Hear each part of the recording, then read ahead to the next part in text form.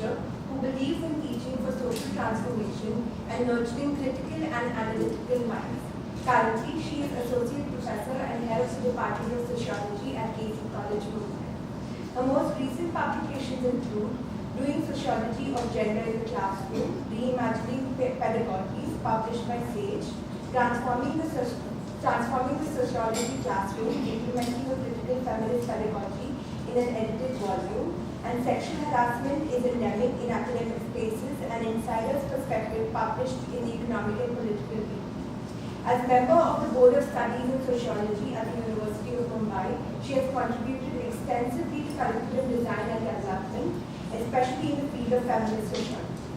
Among her several meaningful initiatives and programs as convener of the Gender Issues Cell of KC College are a certificate course in gender studies to help build a critical feminist perspective among students, and setting up a legal cell to provide free legal counseling to students and staff members on issues of domestic violence and sexual harassment.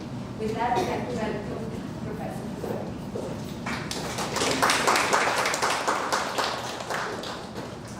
Thank you so much,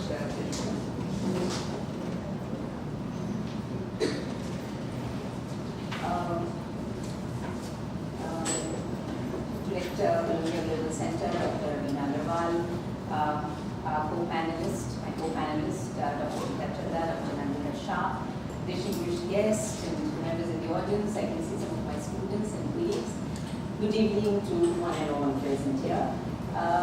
It's indeed a matter of it's a big privilege to be here this evening, and I'm especially honored to be in the midst of two very distinguished persons from the women's studies field, Dr. Gita Chadha and Dr. Nandita Shah. In fact, my association with both the Nanditas are here. I'm so happy to see them. My association with them goes back to 2001, and we have worked 3 years together with Akshara. Gita, of course, is a friend and mentor, and she brings with her rich experience from academia and also from the women's movement, and I have benefited tremendously from it. Whatever I speak today is basically, it has been a collective endeavor. So I speak on behalf of my team, the Gender Issues Cell at KC College. I'm so happy to see one of my colleagues who's part of the team, a very energetic colleague right here among the student members as well. So my presentation is basically structured around three themes. First of all, I look at, I situate my discussion in the larger context. So I try to map out the complexities and nuances of gender equity in higher education.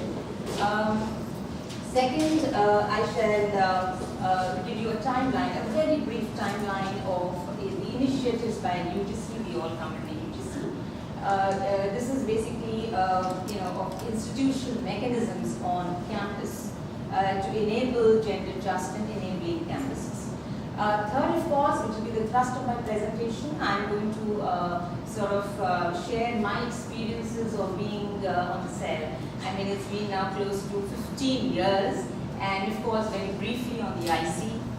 So I will talk about the challenges, the kind of resistances we have faced, and in the midst of all this, we have somewhere tried to make a small difference on campus. Can we sort of have the next?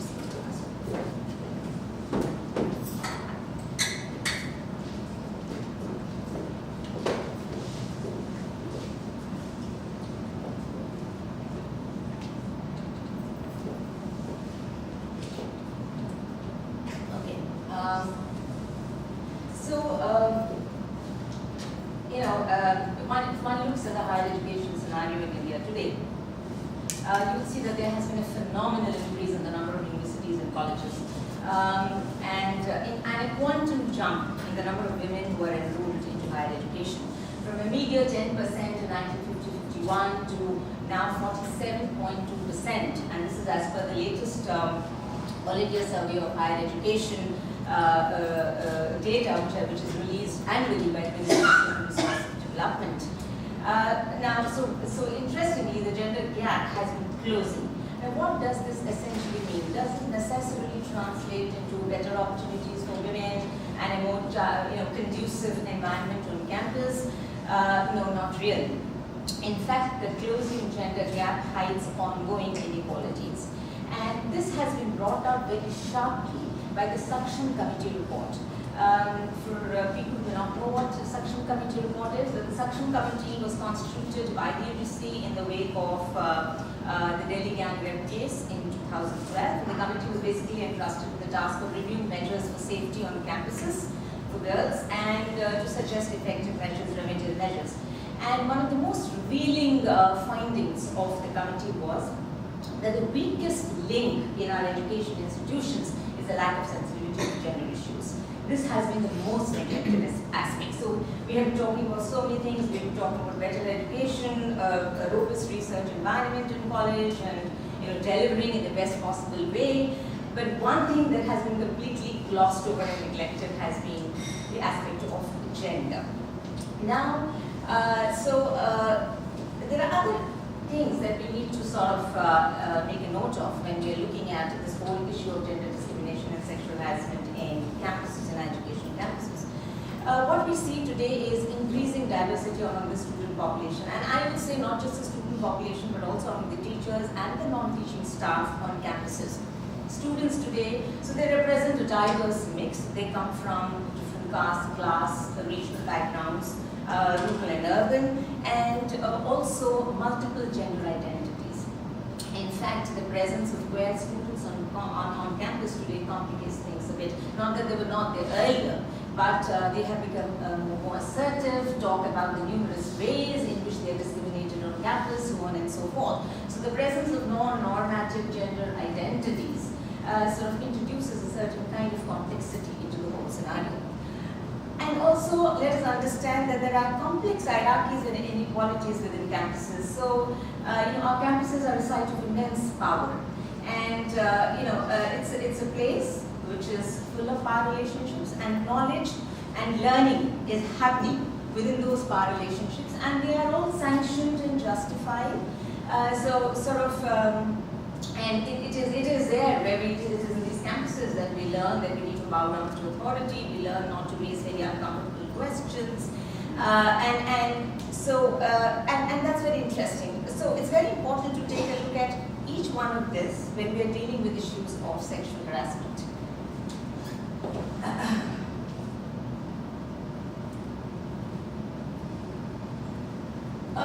Okay, so if I'm going to look at the initiatives by the UGC, I think I will start from 1999, but I think Gita will be in a better position to tell us if there was something else before 1999.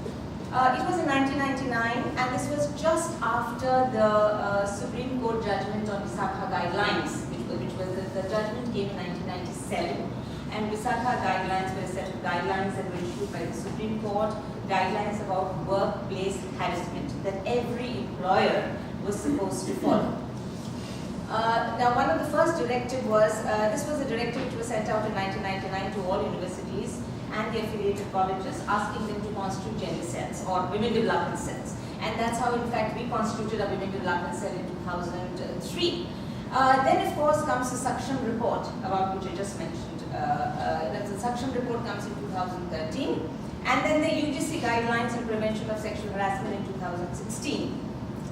Now, the 2016 guidelines were based on what is commonly known as the POSH Act, which is the Sexual Harassment of Women at Workplace Prevention, Prohibition and Redressal Act 2013. Now, under this act, all workplaces were required to constitute an internal committee, which was to specifically deal with cases of sexual harassment.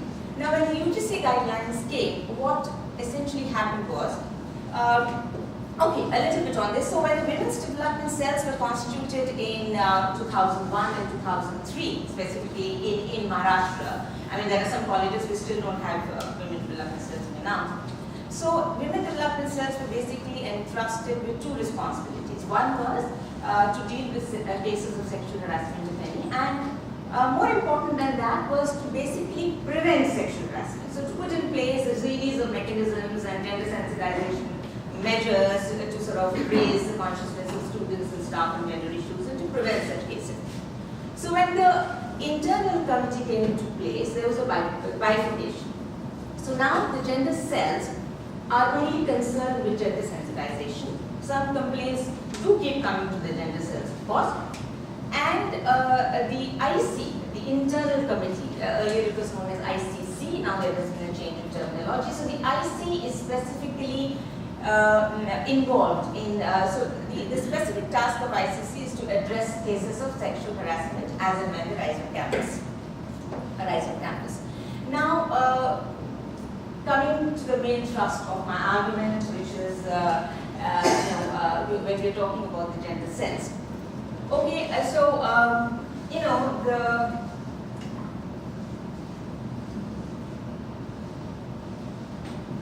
I go to this.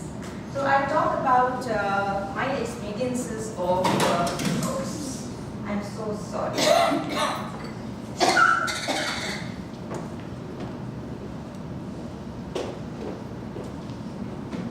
So we constituted the gender issue cell at Gita College in 2003. At that point of time, it was a statutory body. We followed all the guidelines of the University Women Development Cell. At that time, it was known as Women's Development Cell. Since its inception in 2003, we have been proactively involved in raising awareness on issues of gender discrimination and in providing very nuanced analysis of basic gender issues to students through multifarious activities. So through workshops, seminars, debates, elocutions, competitions, and we've had interface with several women's rights groups, and so a whole host of programs, a slew of programs over the years. Students have also been involved in a very passionate manner. But somewhere in between, after 2-3 years, we changed the nomenclature. From Women's Development Cell, we made it to Gender Issue Cell, and there's a specific reason for that. So we had some gay students on campus who would come to us and ask if the cell is for us. So they said, there are some issues that we have and we need to bring it up, but if this is only about Women's Development Cell, can we possibly bring this up in this forum? That was one. The second is, we heard some very patronizing comments from male students especially, and who would say, oh, this is Women's Development Cell, and so this is for you, please go there, you need to be, the whole idea is you are inferior, you need to be lifted. And of course, the third reason was we felt we really needed to involve men in this conversation. So if we are looking for transformations, and I sincerely believe that despite enormous challenges, if we are to realize the constitutional values of equality and justice, if we are looking at progressive transformations, then I think the only space where that can happen is education. I mean, if gender discrimination is systemic and all institutions are afflicted by it, surely education cannot remain immune from these pervasive gender influences. But at the same time, I think education institutions are located in a very strategic position to be able to sort of mitigate and thwart these influences. And therefore, we need to rethink and reimagine the way we conceive education spaces, something that Dr. Leena pointed out when she was sort of introducing the whole program, and she said, we really need to see education campuses as enabling and emancipatory spaces. Spaces where students can fearlessly speak their minds, challenge the status quo, disrupt the hegemonic ideas without necessarily being judged. And I think as pedagogues, a tremendous responsibility, there's a tremendous responsibility rests upon us to ensure that happens. So, and therefore we thought we were probably not addressing students' issues, we're continuously talking about Women's Development Cell. Though I completely understand that there's a certain politics behind naming them as Women's Development Cell, and there's been a lot of debate and discussion in India. So, these were meant to be spaces which were very empowering, which were supposed to be empowering for women, unlike other spaces where they might feel devalued. But we realized that this kind of segregation was really not helping. And so we changed into Gender Issue Cell. And in fact, there have been many boys who have been part of the cell, and they have contributed enormously to the growth of the cell. So while we were doing all this, somewhere along the way, we felt the need for a more critical engagement with gender, and something where we would have a more sustained pedagogic engagement and with a very robust theoretical base. And what was happening was it was becoming a top-down approach. So there was So we sort of co-opted faculty members from all streams, from science, commerce, from professional courses, self-finance courses, mainstream courses, so that we could reach out to the larger audience. But what was happening is the students somehow were not very invested. They did not take ownership of the entire cell, and that was bothering us a little bit. And around that time, the Suction Committee report, the Suction Committee recommendations came, and one of the chief recommendations of the Suction Committee was that colleges must try and introduce short-term courses, besides of course having a number of workshops and stuff like that, short-term courses for students. And that's when we introduced the certificate course in gender studies. We call it the academic arm of our entire activities, and that was in 2014. Now, 2014 to 2019, it's been 5 years. Now the impact of this course has been enormous. So this course is unique in several ways. The course is administered completely by students. Our resource persons, are all visiting faculty, and they represent again a diverse mix. They are people who are passionate in gender studies, lawyers and filmmakers and academics and LGBTQI activists. There's a resource persons engage the students in a very constructive dialogue. And these are very intensive sessions that are held, and sort of spurring them to reimagine and rethink stereotypical ideas. And I think that has generated a lot of impact. So at the end of the course, you have a bunch of 30-40 students, but I can't say that all of them become absolutely energized and sort of become sensitized. But yes, we do have a group of 15 to 20 students, I think, who make a huge impact. Now these students then take the conversations forward, to the classrooms, to other cells and committees. Let us understand that the entire burden of spearheading a feminist conversation, and I purposely use the word feminist here because I really believe that if you're looking for it, being feminine or being a woman is not equivalent to having a feminist approach. So it's very important, therefore, to sort of, when we are addressing these kind of issues, it's very important to be informed by feminist insights. And that's exactly what we wanted our students, our student volunteers to have. And that's what exactly the course has done to them. And these are the students then who take the conversations forward. This course has enabled conversations on gender and sexuality. These are the students who are very alert, who are picking up so many things, and they come and inform us about inappropriate comments by teachers, about readings, extremely misogynist and sexist readings, which perhaps we would never have known about.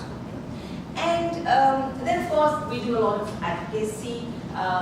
We tie up with several groups. We have collaborative ventures. We've had one with Majlis, where we started a free legal counseling for students and staff, and that was done for a specific reason, because there were a large number of cases which came to us of domestic violence and sexual harassment within the home. And the students were clueless and quite helpless, but they didn't want, so students generally perceive the courts and the police as very distant and not something that they're comfortable with. And therefore we had a lawyer visiting the campus every week to sort of counsel the students on these issues, and the students felt a lot better. And then of course these are the kind of interventions that we have, and a sort of okay. I'm someone who believes that if we believe in purging our campuses of sexist ideas and misogynist ideas, then I think it has to be a very integrated and holistic approach. The entire burden cannot rest on gender cells alone. The entire burden cannot rest on those few students alone. There are several committees and associations on the campus, and most of them reek of misogyny. So you really have to reach out, and how do we do it? And I really believe that what we need are curricular and pedagogical interventions. We have experimented with that, and we have seen it, and because our course has students drawn from several streams. But unfortunately, a large number of them come from, fortunately, unfortunately, a large number of them come from liberal arts and humanities section rather than the science and the commerce section, because that is where the real problem lies. I'll come to that in a moment's time. Now, even as I suggest feminist integration of topics, in several disciplines, I'm fully conscious of what a proliferation of women-centered topics can do in different papers or subjects, unless it is administered properly. I mean, I know the dangers of tokenism and oversimplification and depoliticization of feminist agendas. In fact, these kind of apprehensions have been raised time and again by several feminist scholars. So I use the two words together, curriculum and pedagogy. I think they have to go together. Simply bringing about changes in curriculum is not enough. We won't reach far. We have done that, we have seen that, it really doesn't work. What is important is the people, the pedagogues who are involved in teaching these have to be informed by the necessary feminist insights. Now, if I could, and of course, so what is that necessary feminist insights? And here I think we have to think of our classroom as democratic spaces, where we do away with hierarchy, where we believe in a participative approach to learning, where we value experiential learning, and we have a dialogic approach to learning, and where we believe that classroom is a space where production of knowledge happens.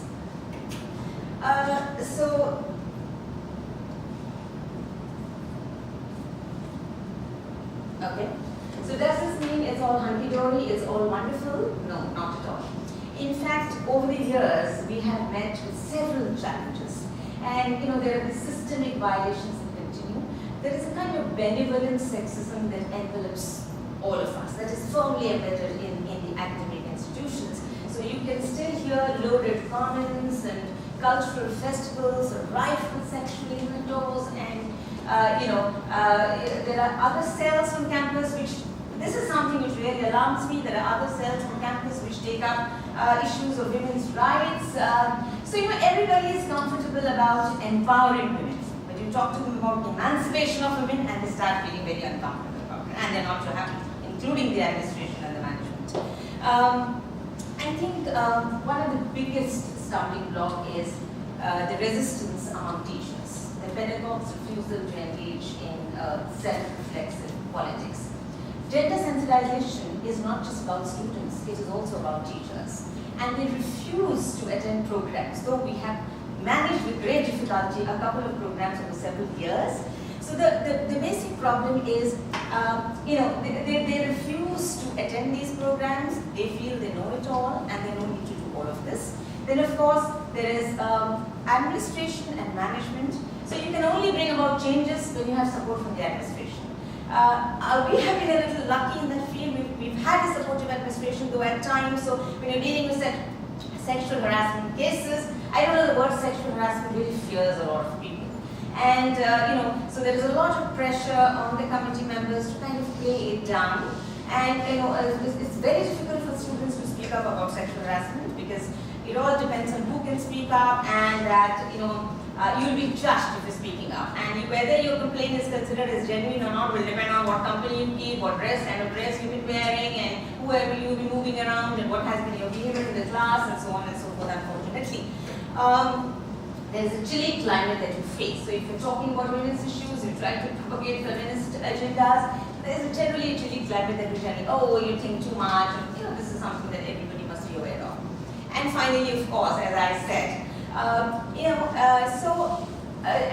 just mentioned that it is generally the students who enroll for the certificate course are from the liberal arts and humanities section.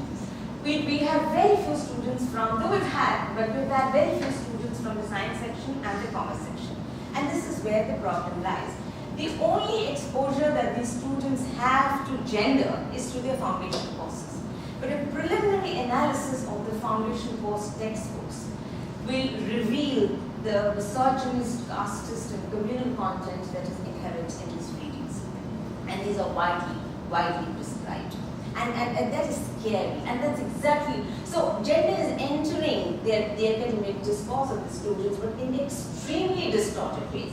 Women are described, women are belittled, devalued, it's all about descriptive statistics about women, no attempt at intersectional analysis, no attempt at analysis in fact, and that is hugely problematic. So finally, and I think I need to wind up, and so, gender justice on campus is not an isolated operation that requires a very quick fix kind of solution. I think our approach to fighting misogyny and sexism must be correctional, educational, rather than punitive. And therefore, and of course, it basically entails a shift in perspective. Okay? And the core principles, and there are certain norms that all of us need to follow.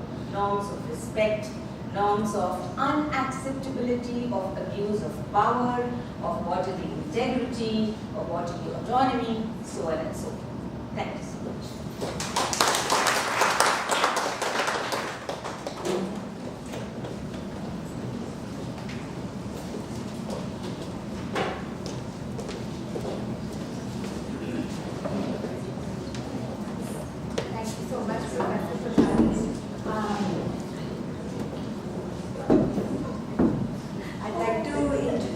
Dr. Gita Chadha and Dr. Nandita Shah now.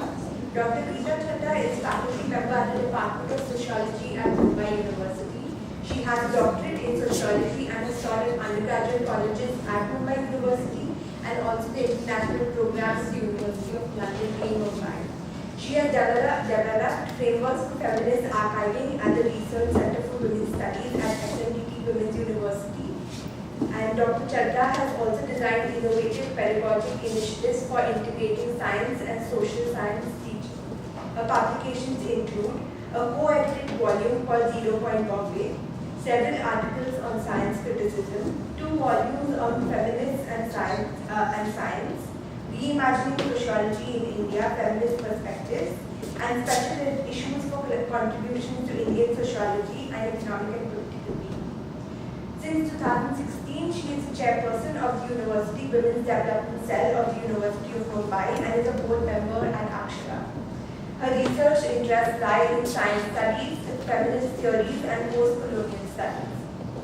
She has also collaborated with women artists and poets in building common understandings of feminist art practice in India. That's Dr. Chadha, and now Dr. Shah. A feminist activist and researcher, Dr. Nandita Shah is the co-founder and co-director of Akshara Center, a non-profit women's rights organization. With experience of over 25 years, Dr. Shah has been strengthening the women's movement through her activism and writing in regional, national, as well as international publications. By mobilizing support from corporates, the media, and celebrities, and by using her expertise to lead institutionalized initiatives with the police and local authorities, Dr. Shah has been working towards creating safer cities for women and enhancing the reach of feminist agendas. With a PhD in social science from the University of Amsterdam, she has taught women's studies for over 8 years and was recently invited to the University of Connecticut as visiting professor. She has been on several committees, including the Gender Rights Committee with the Planning Commission, drafting women's policy in Maharashtra, and the Civil Society Advisory Group of UN Women. With this, I'd like to welcome the panel on stage. And the panel will be moderated by our director, Dr. Agarwal.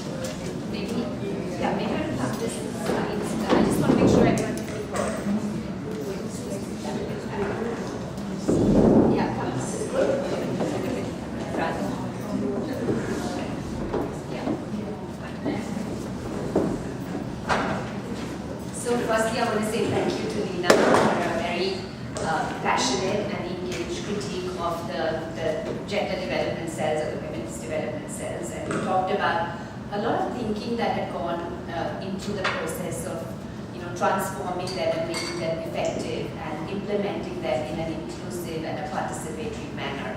And some of the challenges you faced from the rest of the community, from the administration.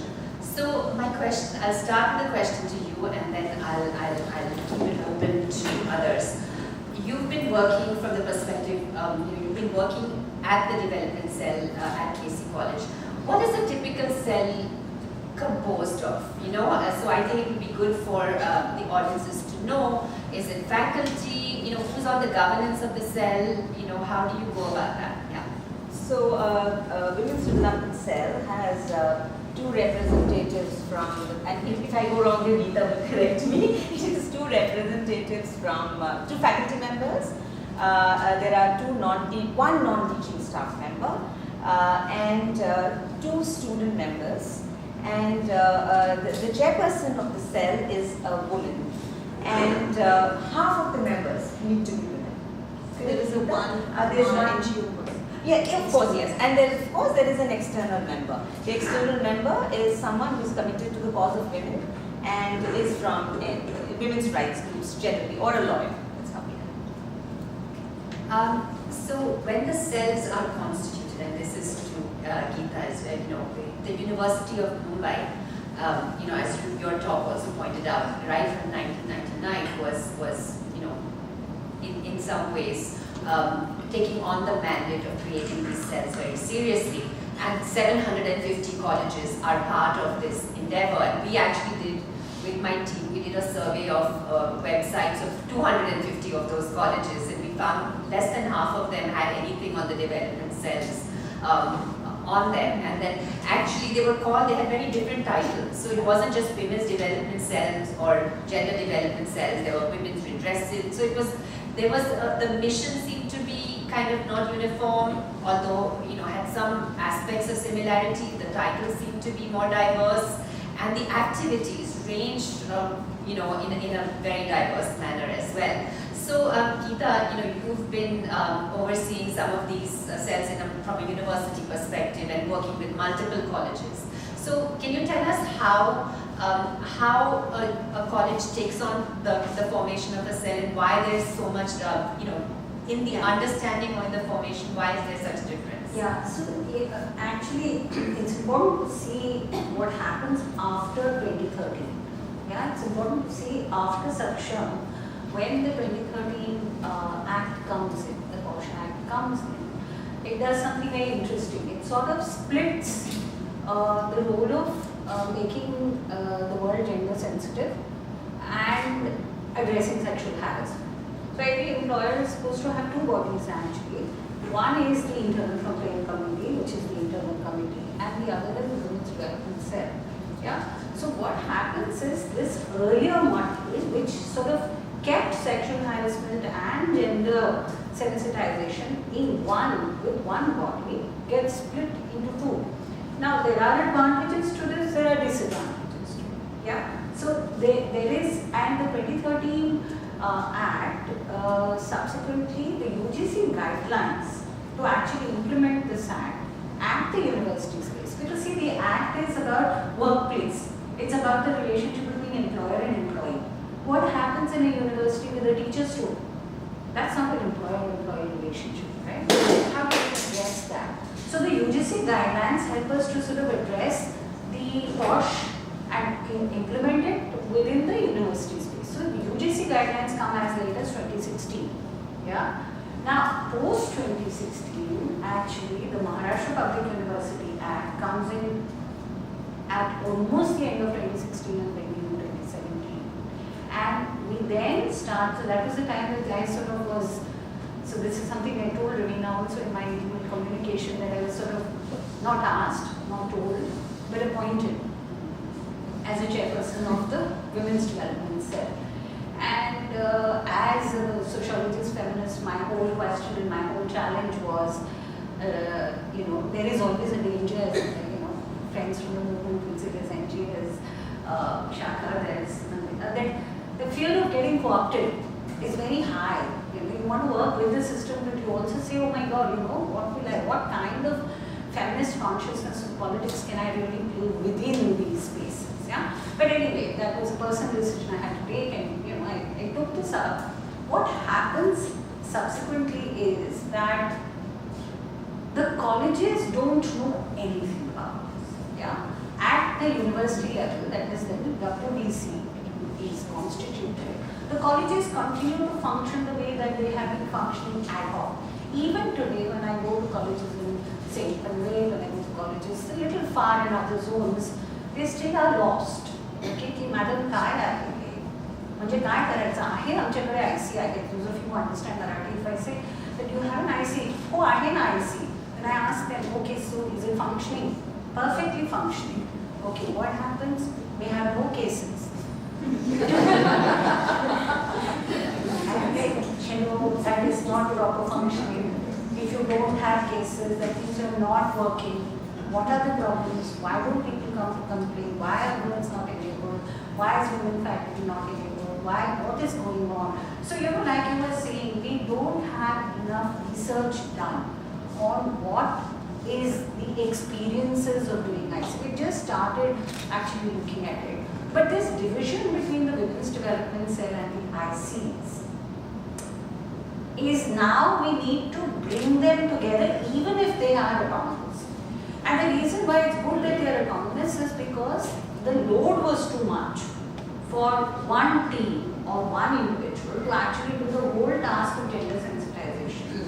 That is to have regular workshops, to have films, to have festivals, and also handle sexual harassment cases. Yeah.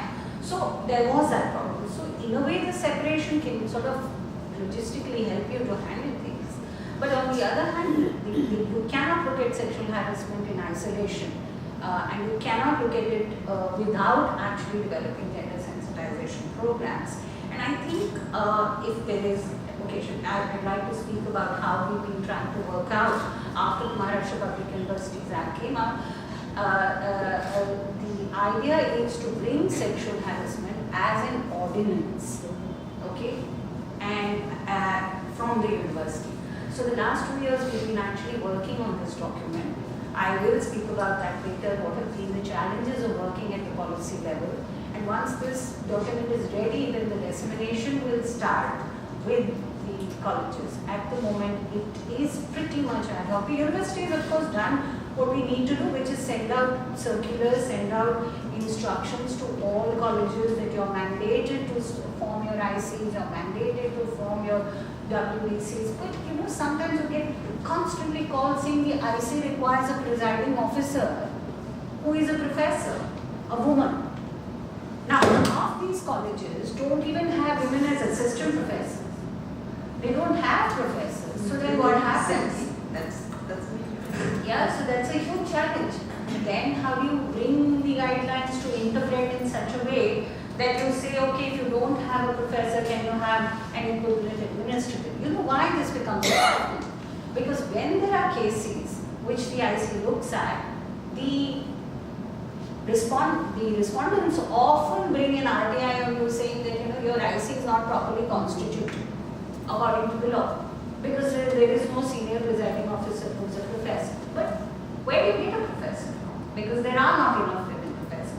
So there are lots of these little technical challenges that we face in actually implementing the policy. But later I'd like to speak about the challenges of actually making this policy. Okay. Yeah, we'll definitely address the policy making and other challenges as well as we go along. I'll just ask Nandita a question. Nandita, you've been part of the women's movement, for a long time now. And what's interesting about the women's development cells and their governance is that the idea of getting someone working on women's rights as part of this governance body, and you don't necessarily have to be a faculty member to do that. In fact, there's one external member, right? So, how is your experience from leading this? I mean, I know you're part of a non-profit organization, Akshara, which you're doing a lot of work in the community as well. Is the higher education? How do you find the movement and the institution? Where do you find some of the differences in your own interaction, and where do you find some of the compromises that you have to make, or as you think about building these cells? One part of the work is, of course, being on some of these committees, so whether it's Xavier's or in other many colleges where we are represented as one of the members, the external members. But our bigger challenge is, like what Leena was also saying, is that how do you really get sexual harassment as an issue to be recognized by the college, by the students? Somewhere there is this disbelief. Like, so when we would go to colleges, they would say, "Hamari college mein nahi hota hai, maybe it's happening somewhere else."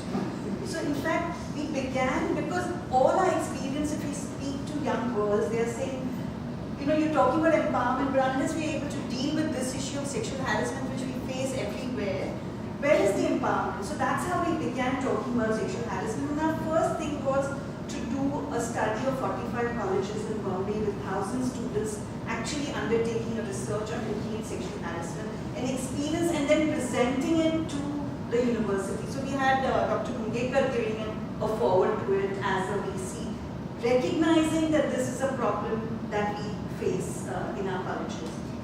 And then, like Leena said, we very quickly felt that we can't only talk to girls, we have to talk in college to boys and have to engage them in the process. And we actually did a huge amount of engagement with young people through a video which was made by themselves, saying why do boys do what they do. And actually it's called Jose Bol, and it was a video, a very short video, about 5 minutes, where boys are talking about why are they, it's for time pass, it's just for fun. And then we started showing that in many, many colleges. To start a dialogue on what it is that it's doing to girls. I mean, so many girls where boys will just come and say, I love you on the board, and that's the end of her going to college. And they don't even realize what they've done because they've just done it for fun or to show somebody, a kind of act of bravado. So we started having those conversations, and that was the beginning of saying, one, yes, we want the institutional mechanism where we can play a role, but what is it that we can do from outside to make sure that girls speak when they actually go through. So we have had so many places where girls have actually taken a stand and gone to the WBC and taken the issue up, including challenging their principals on some cases where stands were not taken. So that has been the area where we feel that we need to engage at different levels. So one is, what is it that we can do in the campus? And one of the things, like we just did now with Bombay University, is what do we do? What do we mean by prevention? So one is recognition that this issue is important, and second is how do we prevent it? So prevention is one mindset change, but also we find that it's a lot to do with infrastructure. It's a lot to do with, whether you feel safe in a particular place. So we just did a huge kind of safety audit with Bombay University campuses. And this is something we have done now in a lot of colleges. So you engage young people in doing safety audit of their campus.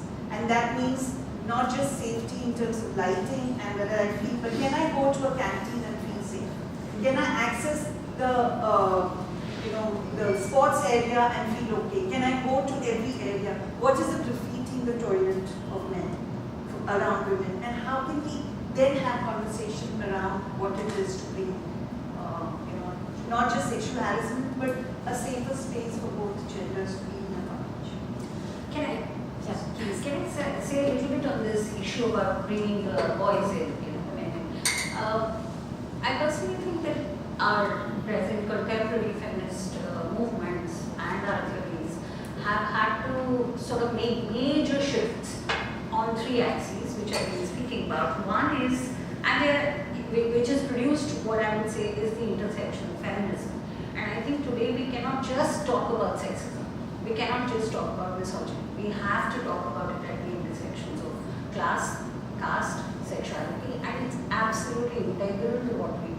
So the major shift about that there is no one single woman, that there is a Savarna woman, there is a Dalit woman, the kind of patriarchies and the oppressions that they face are very different, okay, and they need to be addressed differently. The fact that there are Muslim girls and the fact that there are girls from majority religion, the patriarchies they face are very different. The lesbian girls face very different kind of oppressions. So I think this whole idea about there is one large big misogyny and there are largely one monolithic group of women is something that the universities and the world around us cannot do. Because as Ravina said right in the beginning, the university has opened itself up to, as Leena's presentation said, that you have up to 46% women coming into higher education. But they are not all coming from an upper caste, upper middle class, privileged group. They are people coming from extremely different backgrounds. So I think the kind of policies, the kind of measures we need to take, first we need to address the fact that there are different women. So for example, at an IC, if a Dalit girl goes, and a Muslim girls go to be heard, the chances of her being heard with as much empathy or as much rigor, empathy is a human thing, the rigor of the process of an IC is compromised. Okay, so this is something we need to really, really take face on. Yeah, that's one thing. The other important thing is the kind of gender binaries that have actually got blurred, and we see, as Leena's presentation says, our experiences is not just in elite colleges, it's colleges across the zones, that there is a blurring. The conversations will be less about gender blurring in Farooq College of Mumbai University. There will be many more perhaps in KC College. Yeah. So the point, of course, is the gender fluid person that is coming into, okay, the university. How do we address the problems and the concerns and the kind of oppression and harassment that the constituency, this constituency, actually experiences? The Act, and that's when I talked to you about the Act doesn't cover this. The Act only covers women. Okay? And so I'll tell you about a lot of discussions that we had while making the ordinance actually. Who is woman? Yeah. But then the third axis was the shift on men and masculine. See, the men's right movement is a backlash. Oh, you know, men's right movement only wants to talk about false cases. The more you empower women, the more they are going to give false cases. And you're like, yeah, what are you talking about? What kind of statistics? In which woman comes the false case of sexual harassment? And, you know, what is the level of percentage? But that is not the kind of men's right movement that we want to engage with. But what we want to engage with is men questioning dominant paradigms of masculinity. Yeah? And it is very important for us to engage with the boys so that we help them understand that it's possible to make the shift from a very hegemonic, very toxic masculinity to a different form of masculinity. So I think, but unfortunately what happens in these awareness drives, bring the boys in, bring the men in, very often it is, there's a subtle thing message, how to get away from the law. Okay, you need to understand the law so that you know how to, you know, bypass. Yeah? So how to be safe, how to ensure that you don't give evidence. Yeah, the girls are of course getting even smarter, so that's okay. But the point is that they know how to get the evidence when they need to get it. Yeah, but the point is this, too much of this focus on men is also something that sometimes varies. While I absolutely agree that it's important to get men, and particularly after the Delhi gang rape case, we know that men came out there as comrades in solidarity. They didn't come out as brothers and fathers trying to protect us. They came because they felt that the gender ideology and patriarchal world and the violent world that we live in is the world that they want to say no to. So we need that constituency to come around. But often this whole engagement with men that comes to us from the state, madam, पुरुषांसाठी workshop करा काय तुम्ही पुरुष is a very important constituency. You have the colleges in the remote areas don't even have a small budget for the WBCs. Okay, we are the University Women's Development Cell, so we cover also, we have a budget, yes I can. But when you have this much of a budget, such a small resource, I get worried when we say, look, do workshops for men.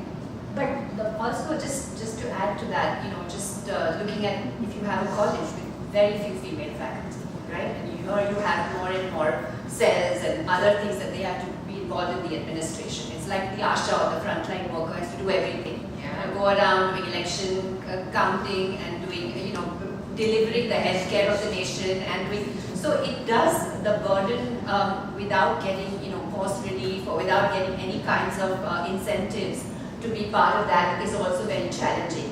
I want to shift, I want to pick up on a thread, you started off with Nandita, and this is on looking at the research that you've done.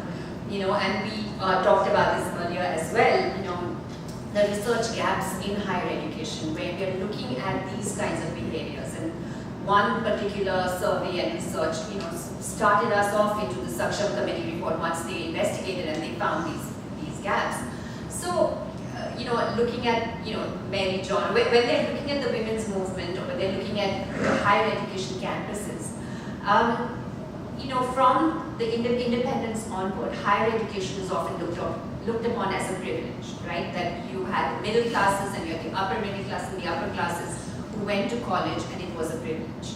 And therefore, if you're privileged and if you want to have a sociology or a study of society, then you study outside. You study the marginalized, or you study people outside, or the worry of the nation is how to build literacy. So you think about primary education or secondary education, and that's what teachers ed does, right, in that sense. But nowhere are we reflecting back on the university. So this trend, in some ways, carried on to be dominant, and the absence of research, and this is something I found when I took over the portfolio of higher education at the Ford Foundation, that there were very few, studies actually of higher education itself, and even in gender studies and women's studies, curricula, it was about studying society outside the campus itself. So it's very interesting to hear, the research that Akshara has been doing, and of course research that you all have been doing. What kind of incentives, are there incentives to do research? Are women's studies in women's development cells, do they have a research component that they are fostering at all? So where do we find, I know that colleges, I've been talking to a lot of college teachers, that now research, particularly if you get autonomous, you've got to produce research. You've got to do your 9 to 12 teaching and dealing with students plus produce research without getting any time off. So where do you feel research will fit in, and how can research, add to the work of gender sensitization or building a gender positive culture on campus?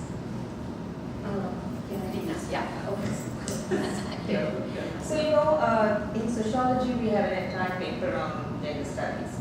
And as part of the paper, what I generally do is, and we know people who are in the women's studies field will know doing the paper is not just about doing academics, but it's also about trying to understand, it's about changing lives, it's about transformation, right? So I need to understand, and I get a lot of students from the minority sections of society. I get a lot of students who face real issues of domestic violence, right? They come from very oppressive families. So, I really need to understand how this paper is actually touching the life of students. So at the end of the course, what I did, and I have been doing a lot of research on this in the last 5-6 years, nothing very, not part of a research project as such, but something, it's an ongoing thing. And, I talk to them, we have these intensive focus group discussions at the end of the course. We sit in a small groups of 5 or 6 to actually understand how their understanding of the world has been transformed because of this paper.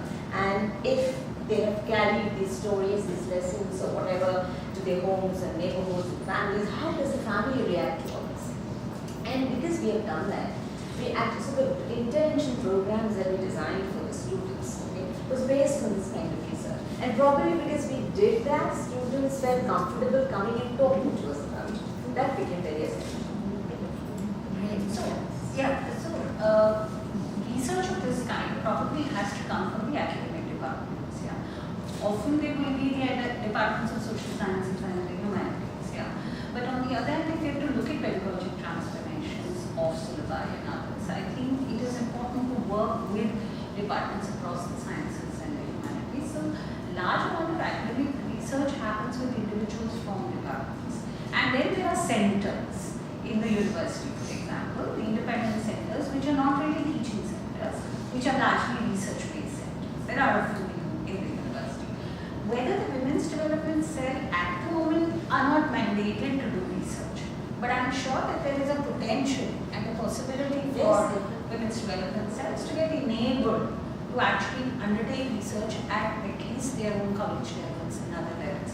But largely the research in the university is rooted through academic departments. And I think there is potential there. There is potential there to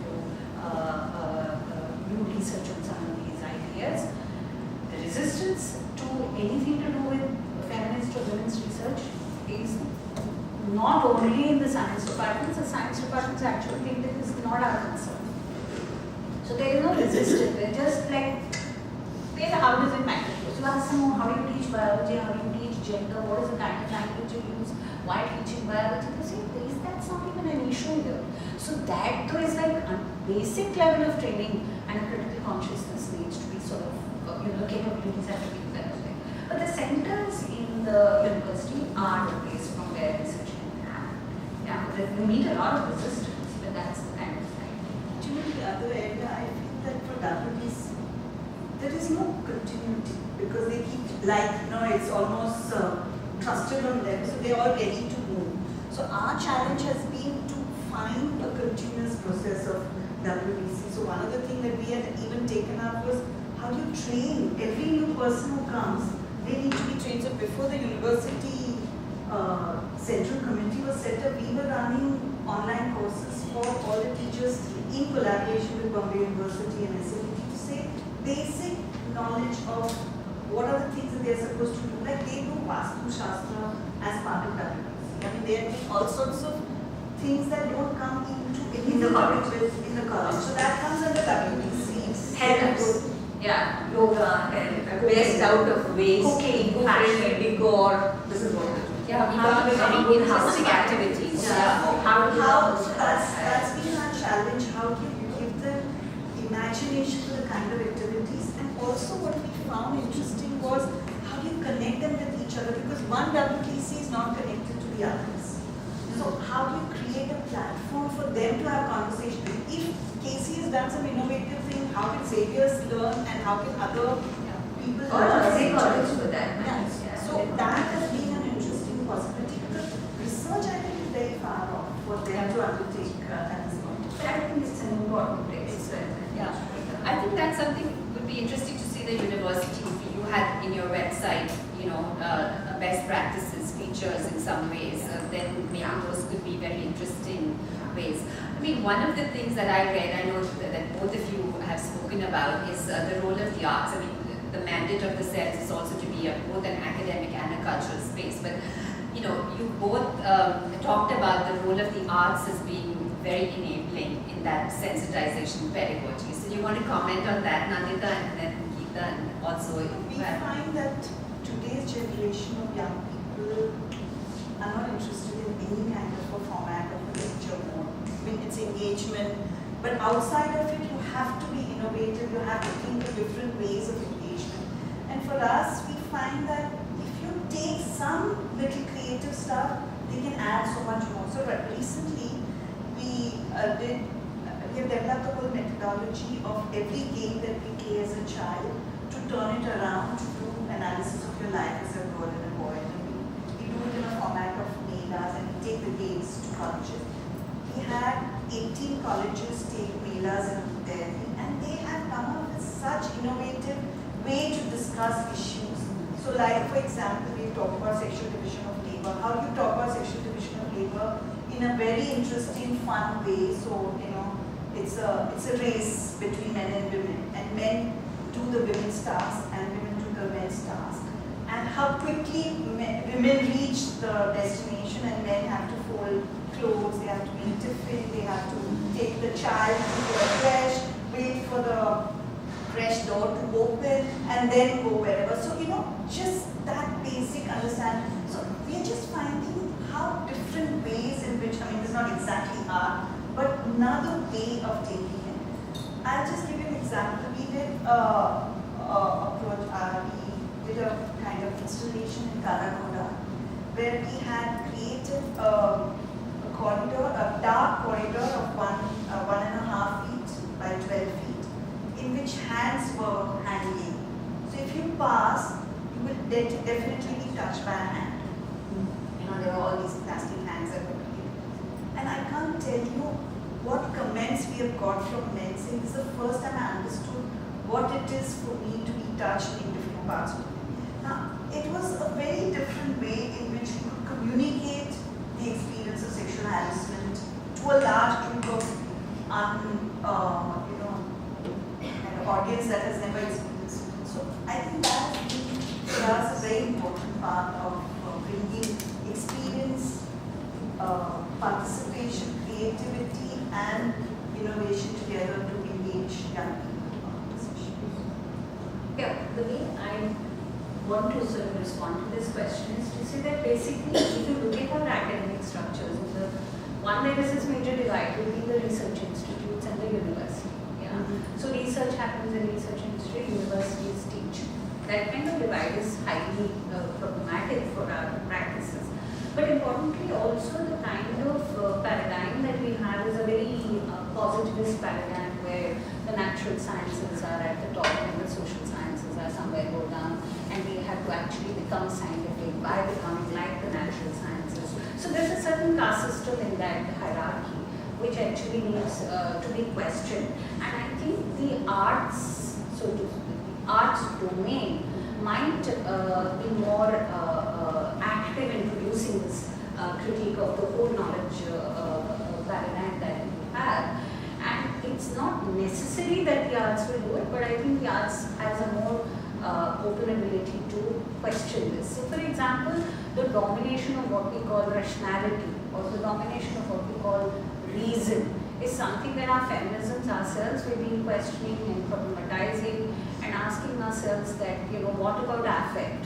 What about care? What about our own labor, which is not necessarily, productive labor, which is reproductive labor, but then there is care labor. How do we negotiate affect in the present, in our own lives? And is there an episteme that can come out of this affect? So I think the arts can probably become a route to provide affect, or to look at affect as an epistemic principle. And how do you take emotion as seriously as you would take reason and rigor? So when we try to implement this, for example, so the whole idea of affect, say for instance, I'll give you an example about how an IC works. Okay? So when an IC works, coming to what Nandita was also saying, we have to develop the capabilities of all the IC presiding officers. Oftentimes it doesn't matter, they are women. But as Leena was saying, just being woman doesn't mean necessarily that you're immediately critically feminist. You have a critical consciousness so that you are empathic. You're not. Yeah? Very often the presiding officers, and you hear this across the country, women who are the first ones who will doubt it and say, you must have done something. This is departmental politics. You're just using your gender against this because it's a caste issue. Various resistances. Yeah. So the thing that I've been arguing with all our presiding officers is a couple of things. One is, other thing we need to remember is the IC is a body which is actually put in place by whom? By the authorities. So you can't say no. But what is the level of freedom and empowerment that you have to do anything? Yeah. Again, the IC is not an implementing body. The IC is a recommending body. Yeah. What happens to what the IC recommends? I can tell you several cases. One, which is a very interesting one, where the IC from our own university made a recommendation. It was the complainant and the respondent both came from the same caste. Okay. But yet, the question was that, and they were both Dalit, okay, respondent and complainant. The IC heard fair, and we have fantastic external members. Really, the role of the external member is immense. The problem is we are not finding enough people as external members to represent in all these 750 ICs. Where is the women's group? How do you get, where can 5 women's group go to all 750 colleges? Right? So anyway, so the external members took an approach to this particular case. The decisions were made, 5 years of holding back of promotion, etc., etc. Procedural violation happens. The implementation, instead of going to the executive authority, which is the vice chancellor, goes to the management council, which is 10 men sitting there and saying, this is not fair what the ICA has said. The woman is actually just complaining because she's like that only. How can you take away 5 years of the senior professor's career? Make it 1 year. It's okay. And then these girls, the tenacity with which they argued, fought, went to the press, came to the WBC, said this is not done. We went to the administration of WBC saying this is you're compromising the autonomy of the IC. What is the point in setting up an IC? When you're all the time going to compromise its autonomy, then what's the point in having these ICs?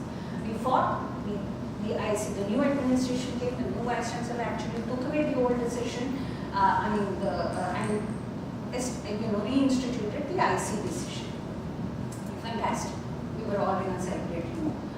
Within a few days, you have a Times Media report on this case with the professor's name, face flashed. Now, our intersectional politics, our own sensitivity which says that we are not here to punish men. We are not here to shame them necessarily if due process is working. Yeah? Why did this shaming happen of this professor also? And I am convinced that it happens because it's a Dalit professor. Yeah? So we must understand the complexity of an intersectional politics as we do in the ICs. Yeah? So the point I was trying to make is the IC's autonomy needs to be maintained. The fierceness that we want in the IC presiding officers, where do we manufacture it from? We have to manufacture it from training, from developing capabilities, from developing the confidence that you are in a job. It's not a paid job, but it is an important commitment. When do you produce this commitment? It only comes slowly with a lot of work with the presiding officers. Otherwise, the ICs are just becoming bodies which are there, instituted, kept to take a box when NAC comes and to show that koi case nahi aata hai, that means we are working. So the task is much harder, actually, much more difficult, and I'm sure it will happen soon. I just want to ask, just taking off on that, but Yes. also coming back to your point, Leena, about how you think, creating a democratic practice in the cells. You were including students and students' voices, and that was very important to have that representation.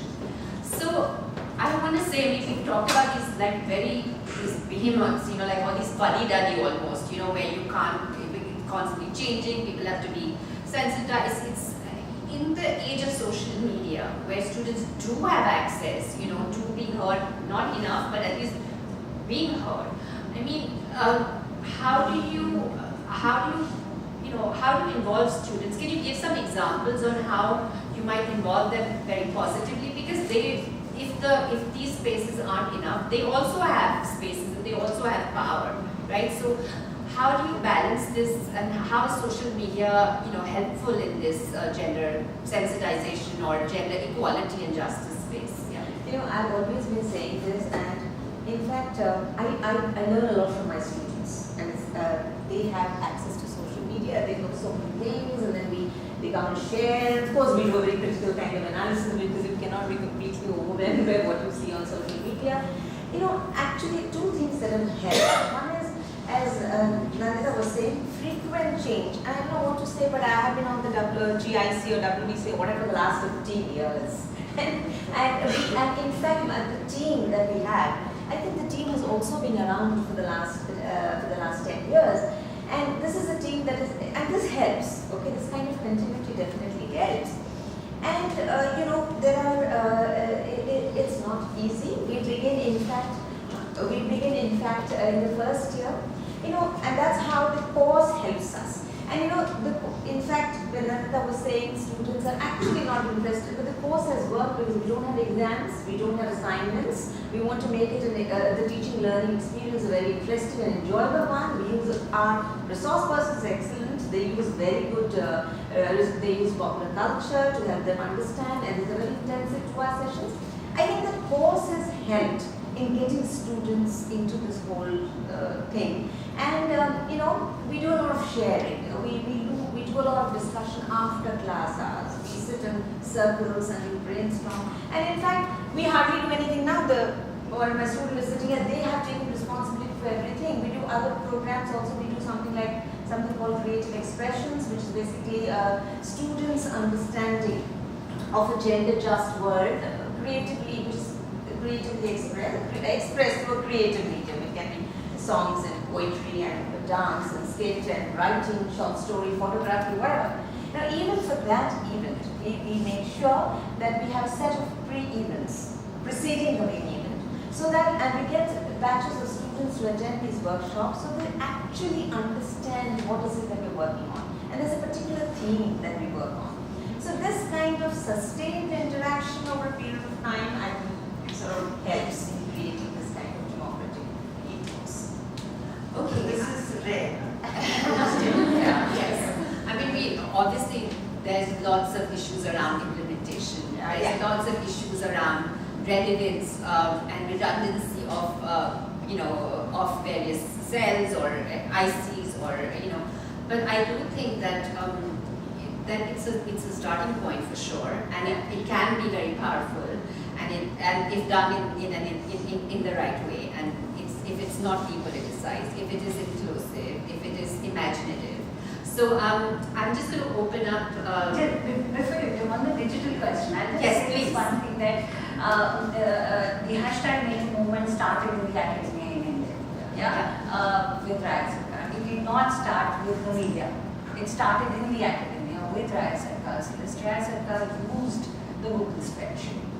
She used digital technology, and all the people who put up complaints on the digital forum were damned by everyone, including part of us, part of older Indian feminists also. The point is that when due process is not working, okay, which it is not, and we need to work on that, we need to find out why it's not working. When due process is not working, it becomes the digital native of today, the young feminist, the young sex-positive feminist, will and has used digital platforms for mounting an immense movement, which was the hashtag #Me movement. So I think that's quite a moment there as to how the young generation has actually used and then the question that comes is that a lot of questions have come from the hashtag #Me movement, but one of the important things that we have understood is that it's very important for us to make both physical and virtual spaces which are safe listening spaces, which needn't be just legal mechanism like the IC, but which could be sharing in spaces where women, students can talk about some of these things. So the digital is here, and I think we need to use it much more imaginatively. Yeah, I mean, it certainly is a disruptive space. I just wanted to add to this that one of the attempts that we did, and it wasn't only digital, but we were part of setting up this scheme called Chadha and Dr, which was every college, the student body had to come up with recommendation of what could create a gender-just environment in their own college and recommend it to the management. And if management implemented those suggestions, then they could actually apply for awards. And this went on for 2-3 years in the previous government. But I think something like that, if we can create a space where students' voices are heard by design by the management or by authority. Is there any way in which we can, I mean, one is of course outside of it, but within it can we create spaces where some kind of voices are heard? And I think that could be an area also that Comes from students' movement. On digital, just one small point. Now, if those of us who are familiar with the Sexual Harassment Act will know that digital evidence is now permissible. So that's another important shift that has happened. So we really need to engage with the digital much more carefully and much more actively. Well, the digital also, disrupts a certain mode of transmission of knowledge, right? So, which is from teacher to student in a particular way, and it can be done. I mean, not to say that the digital space is, democratic necessarily. For sure we can research done by and work done by lots of organizations can show that, and it's all not to say that it's gender inclusive. On the other hand, it has created opportunities. So, where in that sense can you have a movement that is supported digitally and that finds resonance on campus and matters, as well as have supportive institutional structures, because students don't only want to be protesting, right? They also they want to do their exams, they want to get their accreditation, they want to learn, right? So how do you create that intergenerational solidarity between teacher and student? What is the new space of doing that?